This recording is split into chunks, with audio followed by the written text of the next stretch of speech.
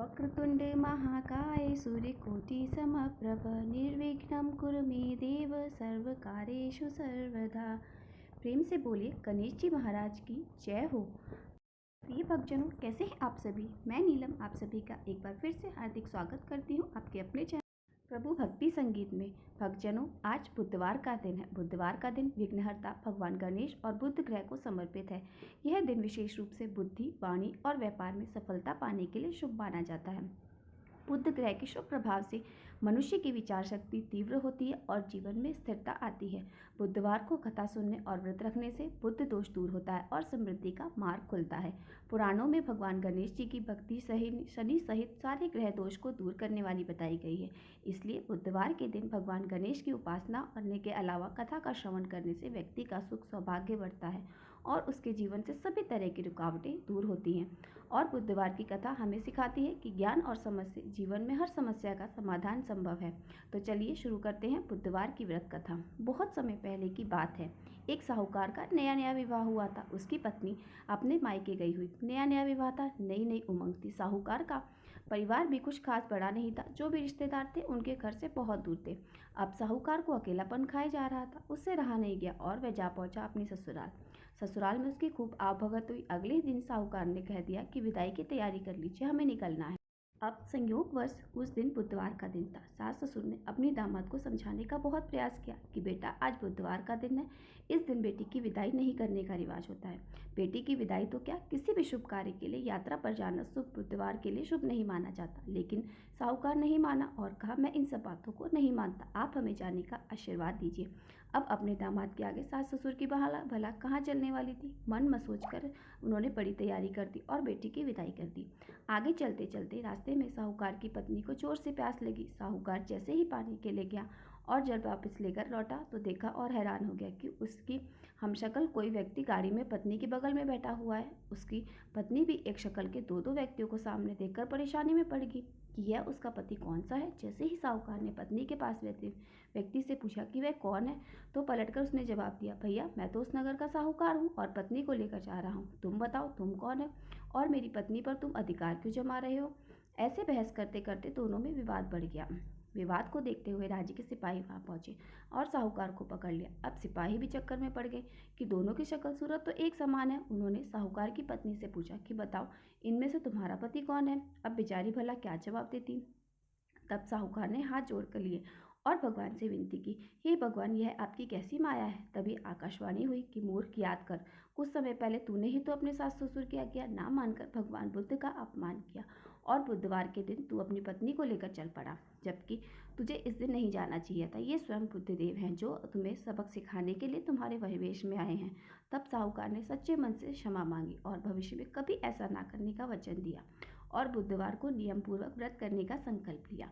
तब जाकर साहूकार के रूप में प्रकट हुए बुद्ध देवता अंतर ध्यान हो गए और साहूकार अपनी पत्नी को लेकर घर जा सका। इस घटना के बाद साहूकार और उसकी पत्नी दोनों नियमित रूप से बुधवार का व्रत का पालन करने लगे।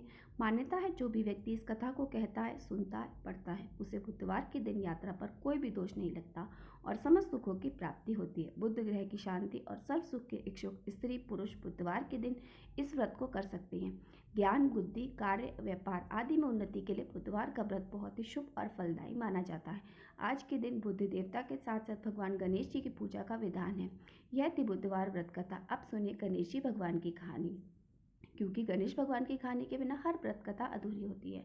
एक बार गणेश भगवान एक छोटे से बालक का रूप धरकर चिमटी में चावल और चमचे में दूध लेकर धरती लोक पर गए और वहां आने पर एक गांव में गए जहां वह हर किसी से कह रहे थे, कोई मेरी खीर बना दो, कोई मेरी खीर बना दो। एक बूढ़ी माई बैठी हुई थी। उन्होंने कहा, लाओ मैं बना दूं।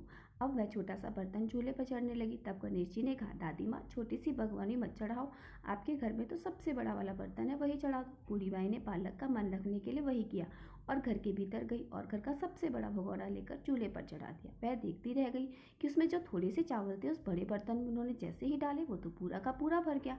अब गणेश जी ने कहा, दादी माँ, मैं नहा कर आता हूँ, तब खीर तैयार हो जाएगी। और खीर तैयार हो गई हो तो बूढ़ी माई के पोता पोती खीर खाने के लिए रोने लगे। बूढ़ी माई जो भी कुछ बनाती बिना गणेश भगवान को भोग लगाए कुछ नहीं खाती थी और ना ही किसी को खाने देती थी। तब उन्होंने मन ही मन कहा, गणेश जी, तेरे भोग लगे। ऐसा कहकर उन्होंने चूल्हे में थोड़ी सी खीर डाली और कटोरी भरकर खीर बचाकर सबको दे दी। और बूढ़ी माई क्योंकि पड़ोसन ऊपर से देख रही थी तो बूढ़ी माई ने सोचा यह तो बालक से चुगली कर देगी, तो एक कटोरा भरकर उन्होंने उस पड़ोसन को भी पकड़ा दिया। बूढ़ी माई की बहू ने चुपके से एक कटोरा खीर खाया और कटोरी चक्की के नीचे छुपा दिया। अभी भी गणेश जी नहीं आए थे, बूढ़ी माई को भी भूख लग रही थी, तो उन्होंने एक कटोरा खीर भरकर किवाड़ के पीछे बैठकर एक बार फिर कहा, गणेश जी आपको भूख लगे, ऐसा कहकर भोजन करना शुरू कर दिया और खीर खा ली। तब गणेश जी आए तो बूढ़ी माई ने कहा, गणेश जी खीर खा लो, मैं तो तेरी राह देख रही थी। गणेश जी ने कहा, दादी माँ मैंने तो पहले ही खीर खा ली। बूढ़ी माई ने कहा, खीर खा ली? अरे कब खाई, तू तो यहाँ था ही नहीं। गणेश जी ने कहा, जब तुम्हारे पोते पोती ने खीर खाई तब खाई थी, जब तुमने पड़ोसन ने खाई तब खाई थी, और तब तुम्हारी बहू ने खाई थी तब भी मैंने खाई थी, और अब जब तुमने खाई तो मेरा पेट तो पूरा भर गया। बूढ़ी माई ने कहा, बेटा सारी बात तो सच है, पर बहू बेचारी का नाम मत लो, वो तो सुबह से काम में लगी है, फिर भला उसने खीर कब खाई? तब गणेश जी ने कहा, अरे दादी चक्की के नीचे देखो जो झूठा कटोरा पड़ा है, और तुमने जो मुझे भोग लगाया, लेकिन तुम्हारी बहू तो वैसे ही खा गई। बूढ़ी माई ने कहा, अच्छा बेटा घर की बात है, घर में ही रहने दो, अब बताओ जो ये खीर बची है उसका मैं क्या करूँ? गणेश जी ने कहा, नगरी जिमा दो। तो पूरी बूढ़ी दाई ने पूरी नगरी को जिमा दिया, फिर भी खीर का बर्तन पूरा भरा था। जब यह बात राजा को पता चली तो बूढ़ी दादी को बुलाया और पूछा, क्यों रे बुढ़िया, ऐसे बर्तन तेरे घर पर अच्छा लगे क्या? ये हमारे घर पर शोभा देंगे। तो बूढ़ी दादी ने कहा, राजा जी आप ले लो। राजा ने खीर का बर्तन महल में मंगवा लिया और लाते ही उसमें से ऐसे ही खीर मांगी तो खीर की जगह कीड़े मकोड़े बिच्छुए केचुए निकले और उसमें से दुर्गंध आने लगी। यह देखकर राजा ने बुढ़िया से कहा, अरे बूढ़ी दादी अपना यह बर्तन वापस ले जाओ, हमने तुम्हारे बर्तन वापस कर दिया। तब बूढ़ी माई ने कहा, महाराज अगर आप देते तो पहले ही देते, यह बर्तन तो मुझे गणेश जी ने दिया है। ऐसा कहकर बूढ़ी माई ने यह बर्तन वापस ले लिया और उनके हाथों से लेते ही बर्तन की दुर्गंध दूर हो गई और सुगंध आने लगी। घर आकर दादी ने गणेश जी से कहा, अब बताओ बची हुई खीर का क्या करें? तब गणेश जी ने कहा, करना क्या है बूढ़ी दादी, झोपड़ी के कोने में गड्ढा खोदकर गाड़ दो और उसी जगह सुबह उठकर वापस खोद लेना, तो तुम्हें वहाँ पे 2 मटके मिलेंगे। ऐसा कहने के बाद गणेश जी वहाँ से अंतर ध्यान हो गए और जाते समय झोपड़ी पे लात मारते हुए गए, तो झोपड़ी की जगह वहाँ पर महल हो गया। सुबह बहू ने फावड़ा लेकर पूरे घर को खोद दिया, जो कुछ भी में नहीं मिला। तब बहू ने कहा, सासू जी थारो गणेश जी तो झूठो है। सासू ने कहा, बहू मेरा गणेश झूठा नहीं होता, ला मैं देखूं। ऐसा कहकर सुई लेकर खोजने लगी। जब वह सुई से खोद रही थी तो टन टन करते 2 घड़े के मटके निकल आए। आपकी बहू रानी बोली, सासू जी गणेश जी तो साचो है। सास ने कहा, अरे बहू रानी जो भावनाओं के भूखे होते हैं गणेश जी भगवान उन्हें वैसा ही देते हैं। गणेश जी भगवान जैसे आपने बूढ़ी दादी को दिया वैसे सबको देना। विनायक जी की कहानी कहने वाले, सुनने वाले, हुंकारा भरने वाले सब पर अपनी कृपा बनाए रखना। बोलो गणेश जी महाराज की जय हो। आप सभी को मेरी वीडियो कैसी लगी कमेंट करके जरूर बताएं और मेरे साथ जुड़े रहने के लिए चैनल को सब्सक्राइब अवश्य कर लीजिए। बोलिए गणेश जी महाराज की जय हो।